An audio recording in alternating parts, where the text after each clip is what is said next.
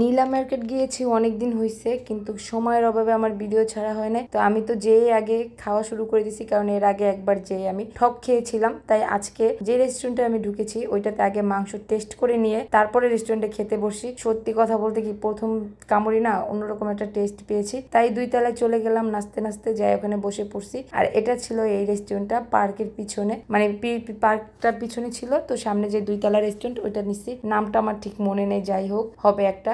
তো এখানে আমি বসে বসে আর কি এক পিস যে নিয়ে আসছি ওইটা টেস্ট করতেছিলাম আর রিভিউ দিতেছিলাম। না, এই দোকানে খাবারটা ভালো, আগের বার তো ঠক খেয়েছি, আমি তো ভাবছি আর যাবোই না নীলা মার্কেট। তো যাই হোক, এখানে সব বাচ্চা কাচ্চা সবাই একসাথে বসে পড়ছি। আর আপনারা এই ভিডিওগুলো অনেক পছন্দ করেন, তাই আপনাদের সাথে এই টাইপের ভিডিওগুলো এখন বেশি শেয়ার করা হবে।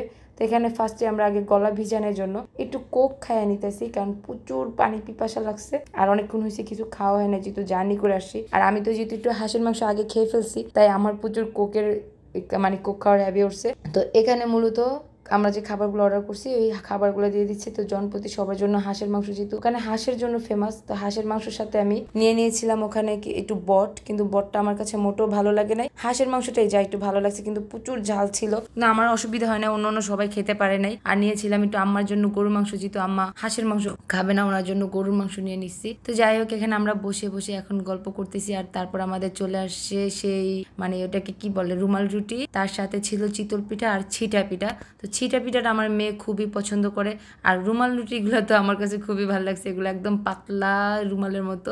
তো যাই হোক, এগুলো দিয়ে এখন আমরা খাবো। আর আমি জানি না আমার ভিডিও দেখতে দেখতে আপনারা যাই হোক এটা কতবার শুনতে শুনতে ফেড হয়ে যান। আমি তো মাঝে মাঝে বিরক্ত হয়ে যাই যে কেন বারবার আমি এটাই বলি। তো এই তো ছিল, রেস্টুরেন্টটা অনেক সুন্দর। আর আমি এখন খাওয়া দাওয়া শেষ করে এখন চলে যাবো একটু বাচ্চাদের নিয়ে পার্কে, কারণ যেহেতু পিছনে পার্কটা, বাচ্চারা অনেক বেশি বায়না ধরতেছিল যে পিছনে যাবে, তারা পার্কে ঘুরবে।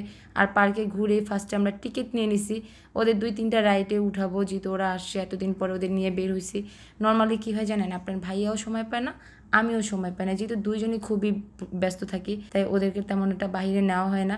আর অন্যদিকে আমরা মাঝারেও আসতে বলে দিছি আপুকে, আর এদিকে আমরা রাইড মালিক একটু খেলতে দিয়ে দিছি। ওরা দুইজনে বিশেষ করবেন এইটাতে উঠে এত বেশি লাফালাফি করতেছিল, এত বেশি মজা করতেছিল, কি আর বলবো। আর বাচ্চাদের এই আনন্দগুলো না অনেক বেশি ভালো লাগে। আর এখানে তো খালি খালি ট্রেনটা চলতেছে, আমার তো ভালো লাগতেছিল না, কখন উঠবো।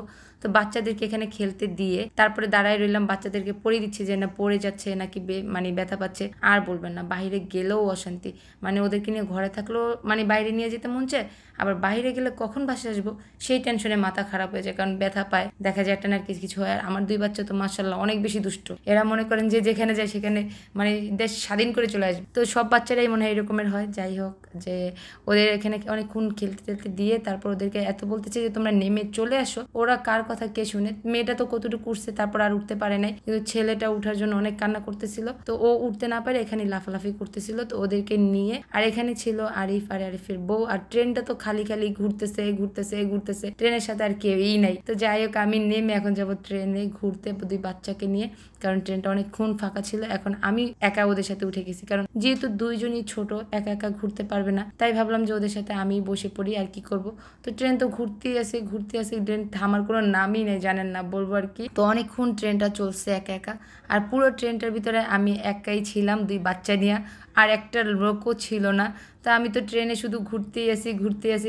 তো আরিফকে বলছিলাম ফোনটা আমার কাছে, তো আমি এটা মানে বসে ভিডিও নিব। তো ও দিতে প্রথমবার মিস করতে, পরে দ্বিতীয়বার আমি নিয়ে সুন্দর একটা ভিডিও নিছি, কারণ আমার বাচ্চারা যখন বড় হয়ে যাবে, আমার ছোটবেলার কোনো স্মৃতি আমার নাই, তাই আমার বাচ্চাদের সাথে যত স্মৃতি আছে সব আমি ক্যামেরা বন্ধ করে রাখি আর আপনাদের সাথে শেয়ার করি। জানি না কার কার কাছে ভালো লাগে আমার এই লাইফ স্টাইলগুলো অথবা এগুলা, বাট আমার কাছে তো অনেক ভালো লাগে এগুলো শেয়ার করতে আপনাদের সাথে। তো কারো কাছে খারাপ লাগলে অবশ্যই কমেন্ট করে জানাবেন। তো কিছুক্ষণ পরে মাজা বাবাও চলে আসছে, ওদেরকে নিয়ে আবার চলে গেছি আরেকটা রাইডে উঠবো। তো এখানেও মালিয়া সেই আবারও জাম্পিংয়ে উঠবে, ওরও জাম্প করবে। তো এখানে আবার উঠাই দিলাম, আবার এখানে অনেকক্ষণ দাঁড়াইছিলাম, অনেকক্ষণ মানে বিরক্ত লাগতেছিল একটা সময়, মানে বাচ্চা কাচ্চা নিয়ে গেলে না অনেক বেশি কষ্ট করতে হয় বাহিরে, আর ওদের পিছে মানে নিজেদের আর কিছু করা হয় না, ওদেরকে পাহারা দিতে দিতে দিন শেষ হয়ে যায়। তো এখানে 2টা বাচ্চা ছিল, ওরা মূলত 2 ভাই বোনকে টাইনে উপরে উঠাইছে, উঠে মালিয়াকে একজনে নিয়ে নামছে, আর আরেকজনকে আবার আরেকটা যে সাথে যে পিচ্চিটা দেখতেছেন না, ও কোলে করে মূলত নিয়ে নামছিল। তো মালিয়া একবার উঠে নেমে গেছে, তারপর আবার ওঠার চেষ্টা করতেছিল। আর এখানে আরেকটা কিউট একটা বাবু ছিল, ও একা একাই টিটু করে নামতেছিল, কিন্তু নামতে পারতেছিল না, ওর জামা আটকে গেছিলো। আর আমার ছেলে তো নামতেছে না, ভয় পাইতেছে। তো ওকে কী করছে, ওই ছেলেটা কোলে নিয়ে সুন্দর করে দেখেন কি সুন্দর করে নামতেছে, মাশাল্লাহ মাশাল্লাহ। তো ও নেমে গেছে, তারপরে আবার যখন উঠতে গেছিলো তখন আবার ব্যথা পাইছিল, এই জন্য আর আপনার ভাইয়া দেয় না। তারপর ওদেরকে নামাই নিয়ে চলে আসছি জোর করে। আর বাচ্চারা তো খেলনার জিনিস পাইলে নামতে চায়ই না, কোনোভাবেই নামতে চায় না। তো অনেক কষ্টে জোর করে এদেরকে নিয়ে এসে পরে আরেকটা রাইড উঠেছি। আর এই রাইডটা উঠার পর আমার মেয়েটা জানেন এত বেশি অসুস্থ হয়ে পড়ছে, কারণ ও তো ঠিকমতো খাওয়া দাওয়া করে না, ও অনেক বেশি দুর্বল। তো এই রাইডটা ওঠার পর আমার মেয়ের প্রচুর ঘুরেছে, তো এটা তো মূলত ঘোরে। তো এই ঘুরতে ঘুরতে না মালিহা অসুস্থ হয়ে পড়ছিল, টানা 2 দিন ও বিছনায় পড়েছিল। ওর তো মানে জ্বরই চলে আসে, সেদিন সারা রাত চো বমি করছে, তারপর জ্বর চলে আসছিলো। তো ওইটা খেলা শেষ করে চলে গেলাম কিছু খেলনা কিনতে, যেহেতু আমার ভাইয়া ছিল সাথে। ভাইয়া 2 বাচ্চাকে অনেকগুলো খেলনা কিনে দিছে। আর ওরা খেলনার দোকান থুয়ে তো যাবেই না, মানে এটা রেখে ওরা এখান থেকে যাবেই না, ওরা এই খেলনা কিনে তারপরে যাবে। তো সবাই চলে গেছে, আর আমরা খেলনা টেলনা কিনে তারপর আরও কিছুক্ষণ ঘুরে টুরে তারপর আমরা গাড়ি নিয়ে এখন বাসার উদ্দেশ্যে রওনা দিয়ে দিছি। আর বিশ্বাস করবেন, বাসা আমার সব থেকে বড় প্রিয় জায়গা, শান্তির জায়গা। কারণ বাসায় যতক্ষণ থাকি মনে হয় যে একটু রিল্যাক্সে থাকতে পারি। আর একা যদি বের হই তাহলে ঠিক আছে, বাট বাচ্চা কাচ্চা নিয়ে বের হলে আমার আর ভালো লাগে না। কারণ বাচ্চা কাচ্চা নিয়ে বের হলে আমার মনে করেন যে সেদিন জীবনটাই শেষ, তেনা তেনা হয়ে যায়। আমি 2-3 দিন বিছনায় পড়ে থাকি, সুস্থই আর হই না, অসুস্থ হয়ে পড়ে থাকি।